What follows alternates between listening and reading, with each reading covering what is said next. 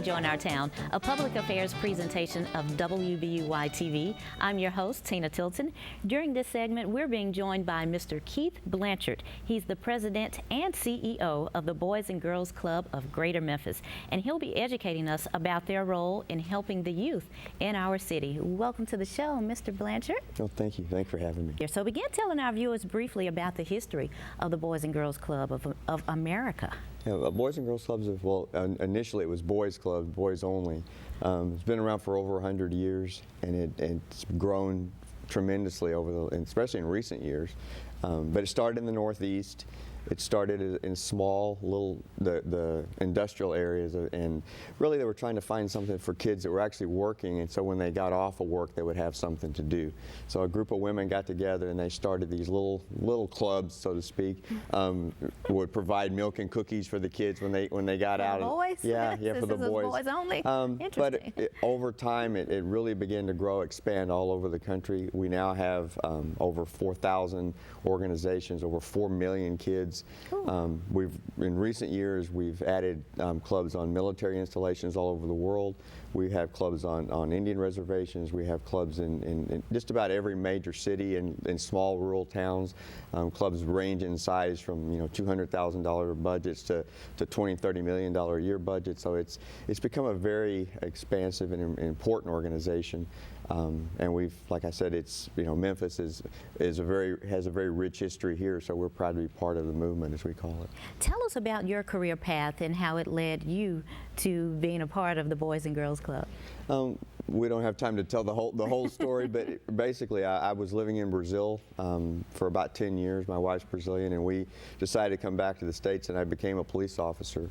I was a police officer in California for about 8 years. And during that time, we worked a lot with gangs. I was put in charge of the Police Activities League, the PAL program. So that's when I first really began working with kids. And I really saw that was, you can't arrest your way out of every problem. You have to provide more.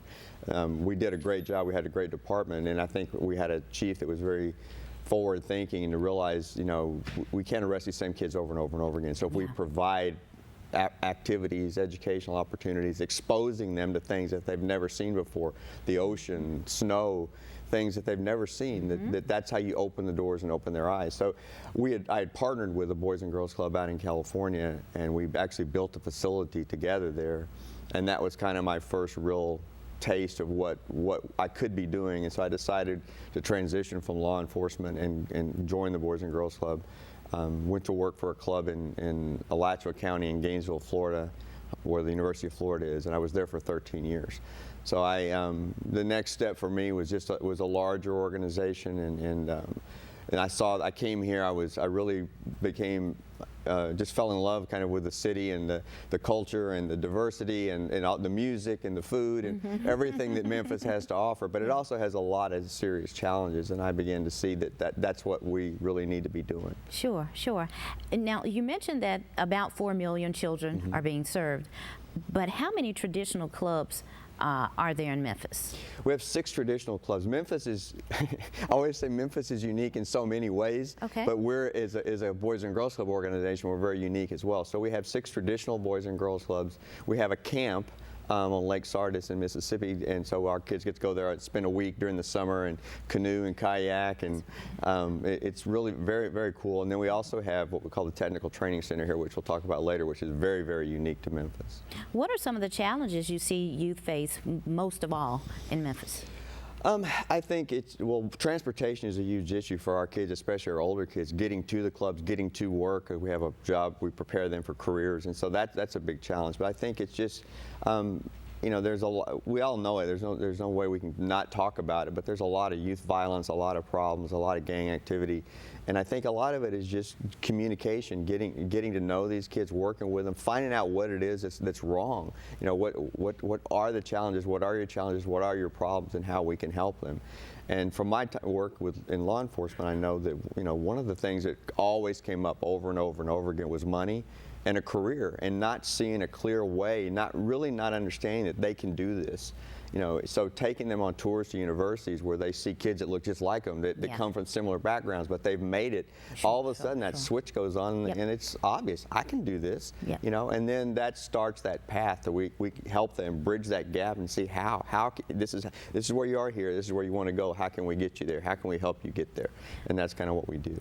But if they're having a problem or challenge getting to the facility, you mentioned transportation and gangs, then how is the Boys and Girls Club addressing those two at least? Well, we do provide some transportation, and we're working with the schools and to try to get them to help drop off kids at clubs. A lot of our clubs are strategically located in communities where there's a lot of kids in that neighborhood, so quite a few of them just walk.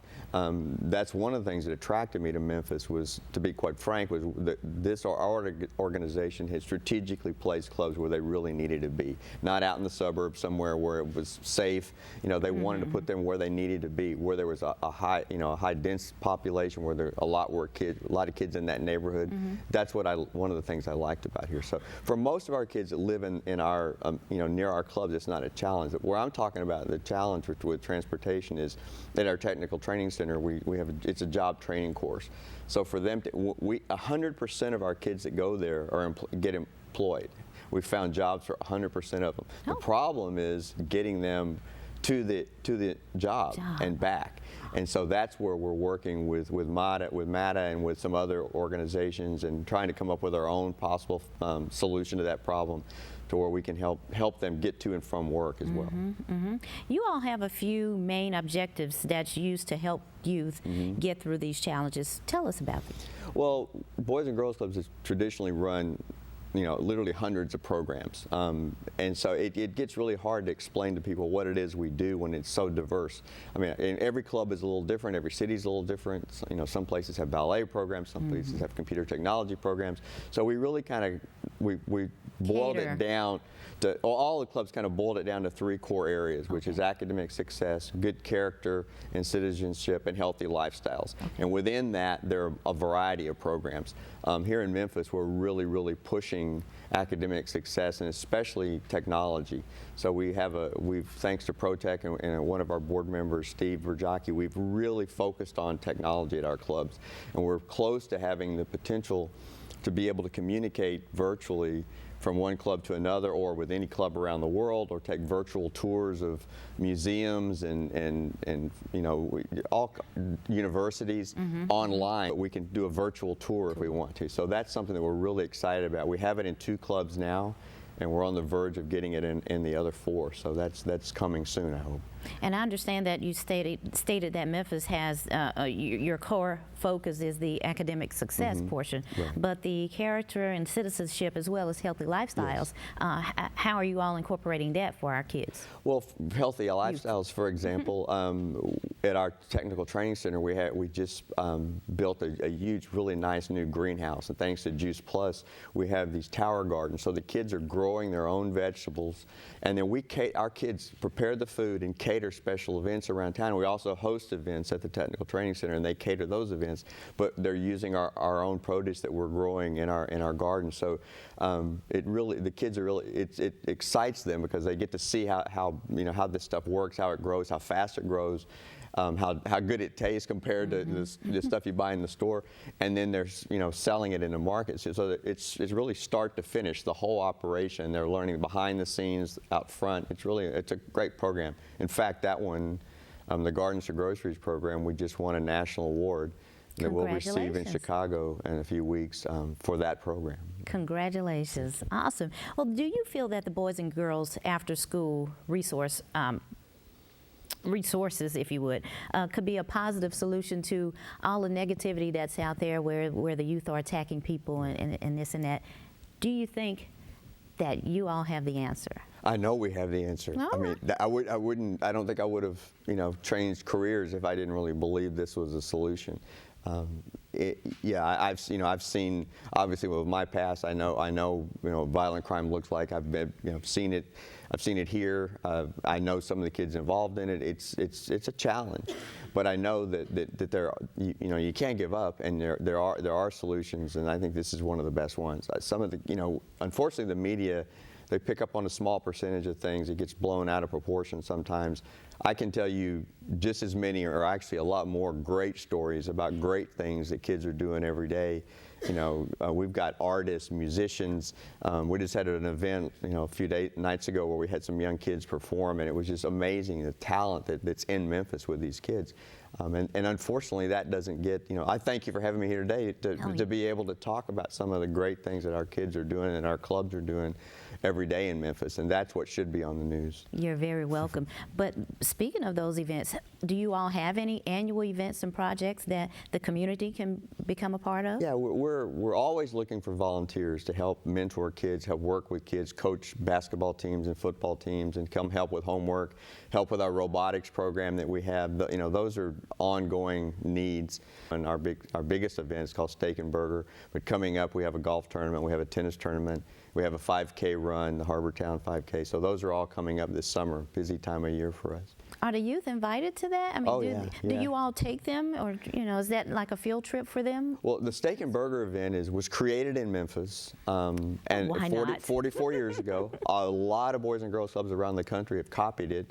Each unit comes in like a sporting event. They come in with a big sign, you know, Sycamore View or Oak Haven, and they come in with everybody stands up and cheers, and they sit at the tables with the adults, and then they spend the evening together with all the different activities, things that are going on. Sounds very fun and tasty. I like that. Once again, Mr. Keith Blanchard, President and CEO of the Boys and Girls Club of Greater Memphis. Thank you for being a guest right here on Join Our Town. I do have to take a break, and I'll be right back. You don't have to say it, Mom. I know what you're thinking. You think it's my fault. You think maybe if I'd done my chores, if I'd been better, then Dad wouldn't have left. And you wouldn't blame me. People often imagine the worst when you don't tell them you really care. Talk to the ones you love.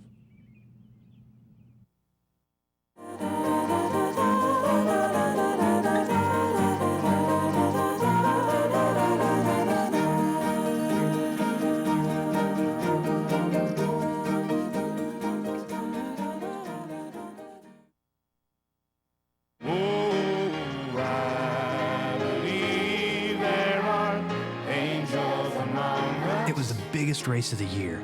And no matter what, I was going to win.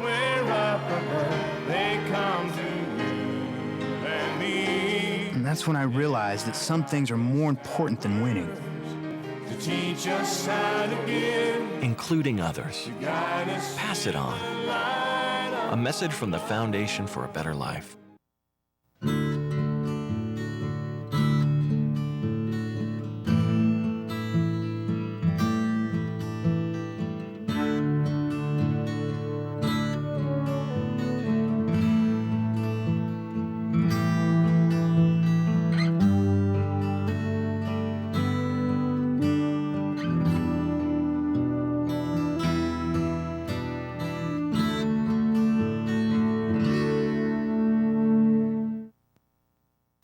Welcome back to Join Our Town. During this segment, we're being joined by Memphis City Councilwoman for District 4, Wanda Halbert, and she'll be telling us about District 4 and how the City Council is working to improve the city of Memphis. So welcome to the show. Thank you. I call her Sister Halbert. Welcome to the show, Sister Halbert. Begin telling us about the District 4 and the district that you serve. District 4 has about 94,000 residents, and you know, when I usually call that number, people are like, "Whoa, you don't think that it's that big." We begin at Lamar and Bellevue. We have everything all the way down Bellevue, which ultimately turns into Elvis Presley, down to Brooks Avenue. So we have Soulsville, Hamilton, Alsea, Clementine. We have Glenview, Roselle. If you go back to Lamar and Bellevue and go east, we go all the way down to Winchester. So we even go down to Hickory Hill, 94,000 residents. And one of the challenges is getting the citizens to understand that we do have very large districts. And so if you don't necessarily see us knocking on your door, that doesn't mean we're not in your community, but we do have 94,000 residents to serve. What has been the biggest challenge with serving 94,000 residents in District 4? Knocking on every door in District 4. That has been a big challenge. And, you know, when the citizens don't see you, they feel like you may not be doing your job. But one of the things that I try to do is make sure that I keep a portfolio so that I can show them we're monitoring street pavings, we're monitoring the blight in the neighborhood, we're monitoring the crime. So we are in every single neighborhood performing work every day. What is the state of the city? You know, I have to tell people often that Memphis is one of the most giving cities in America. And, you know, that should put a smile on our face because we do open up our hearts and our homes and give to so many people. But it's also causing us a problem because think about it. If 60% of the employees who work for the city of Memphis, they don't live in Memphis. And so those 60%, wow, those tax-paying dollars and salaries and benefits are walking outside of our city, even though those individuals are working for the city.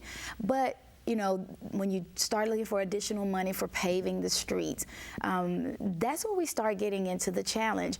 Anytime you drive to and from work, you're looking at Arkansas, Mississippi tags, that's road infrastructure. You know, so how many people are reinvesting in our city? Because we're so giving, which is a good thing, is to our own detriment. We have a 30% poverty rate in Memphis, 35%, and we have an 11% unemployment rate.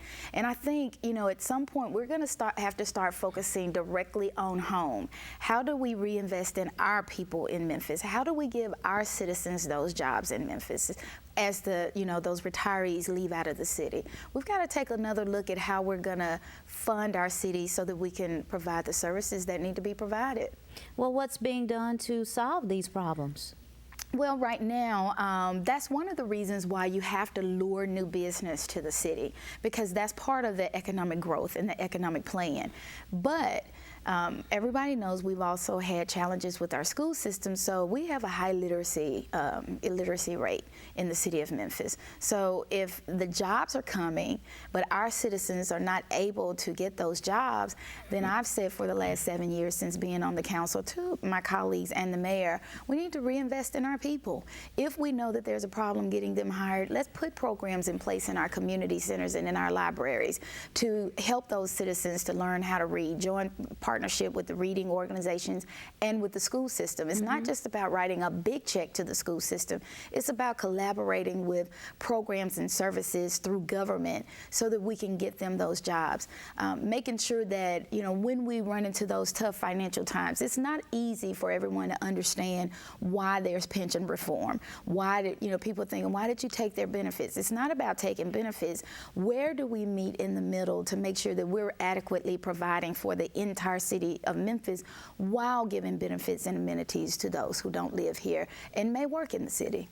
60%. I'm still You're stunned. Yes. And it's been a challenge getting the word out because a lot of times in local news, the fighting, you know, the appearance of fighting in government gets ratings. But there are some very serious issues that are happening. And if 60% of your employee pool, think about it, your tax dollars are going to Germantown, Bartlett, Millington, South Haven, other places. So where do we get that money back if we have a 35% poverty rate? It's almost impossible to find that money without a tax increase or without reducing services or benefits. It's a very difficult position to be in as a city. Have you all considered that the employees that come to our city to work that are from Mississippi or Arkansas, have you all considered a toll? You know, we've been talking about a toll booth for many, many years now, and we're somewhere stuck in the middle because it has to be approved by the federal government. So that's going to be a lengthy process, and there are rules and regulations that center around whether or not they will even consider a toll booth. And I know people have once upon a time floated the idea of a payroll or a privilege large tax, which Mississippi has a payroll tax.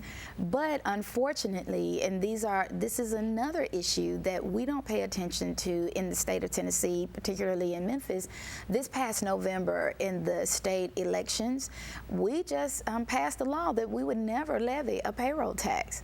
What sense does that make? You know, you're being forced to allow other citizens to drive the streets, to pollute the air, and those are regulations. Those are regulated by state and federal government, but nothing's coming back to help pay for those problems. Right.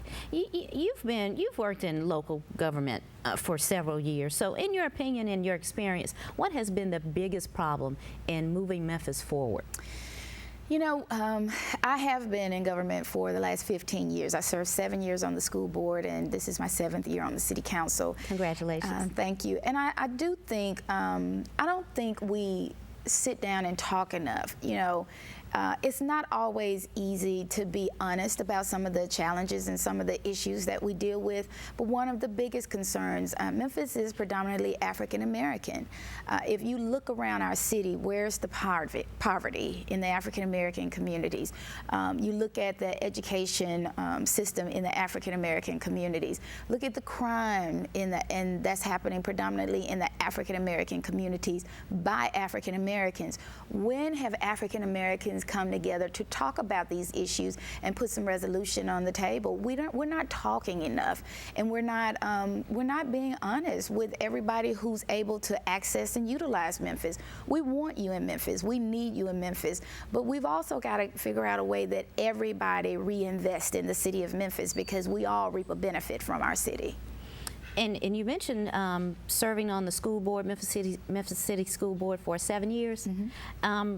How do you feel about the schools being closed down, some of the schools? You know, two of my biggest frustrations, one was the consolidation of school systems. I just don't know when you ever give away $1 billion business with no plan. And that's exactly what we did. We gave away $1 billion business, which is our school system, with no plan. And unfortunately, we don't own television stations and big newspapers, so you know, we did the best we could to get the word out. But now you're looking at that time they talked about we needed to stop being separate school systems and just be one. You know, we went from having 2 school systems to now we have 8. Mm-hmm. And the only city without a school system is Memphis. And that's pretty sad for me. And now you're looking around and they're closing schools after schools after schools. They're being taken over by the charter school system, by the ASD, which is the state-run system. And it's creating a gap in the community. When you pull an infrastructure like that out of a neighborhood, and you're busing those children away from their community, you're continuing to erode the family structure, the family base, parents' ability to be involved in their children's education. You're eroding the community, and I'm not sure that that's the best plan. I think we need to, you know, kind of stop and say, well, where are the children going? If we're under capacity in a school, where are those children? And I'll give you a prime example very quickly. At Airways Middle School, the school system recently decided to close it. There's a large Hispanic population over there. But instead of allowing those Hispanic children to attend the school and bringing in 2, 3, 4 ESL, English as a second language teachers, they bus those children away from their neighborhood. But then you penalize the community because you're saying it's under enrollment. Well, if you had put all the children who should have been in the school, then it would not have they would not have had experienced that kind of a low enrollment, and the school didn't have to close. But now the children are leaving the community. Parents are trying to figure out how will they be able to be a part of their children's education because they're going to be far away now. Do you think that the thought process was just to provide some sort of diversity for the school system so that we can all get along, for lack of better words? Well, you know, in a predominantly African-American city and African-American school system, if by keeping them in their neighborhood schools, you're going to achieve that diversity. Again, think about it. You've got a large African American population and a large Hispanic population. Why move either to another school outside of their community? The diversity comes when you bring them all together under the same roof. And now, because we've created that problem, they're having to be scattered out throughout the city. Okay. Summer youth programs. Tell us about that. Yes, I'm really excited. I had a resolution passed by the City Council to bring back the summer youth program. We've all seen the violence and all of the different activities a lot of our young people have gotten involved in. Well, and we've all heard them. We don't have anything to do in the city. They took away Liberty Land. They took away the fairgrounds, the Mid-South Fair, which used to be here. All of those things are things that were in place when we grew up, and we were able to work at what used to be called CETA, which was the city summer program then. So it was my vision to at least start the program back, and we started with 1,000 jobs, and we literally just had the lottery pick this week. So those students who were chosen, they are being notified